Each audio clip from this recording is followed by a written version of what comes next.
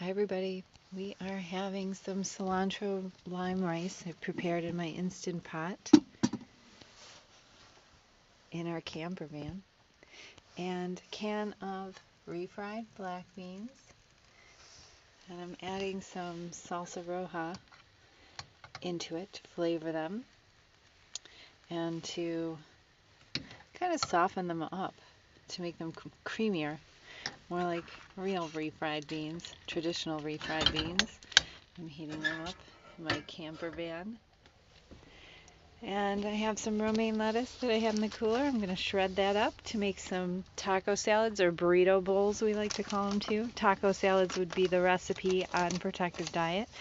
And then I have my fresh corn tortillas, and I'm going to warm those in the bottom of my Instant Pot or in a pot on the stove. You want to warm them to make them hot again.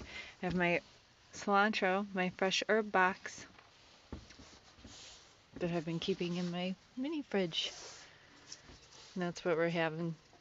That's what's for dinner. Cilantro lime rice is the center of it all.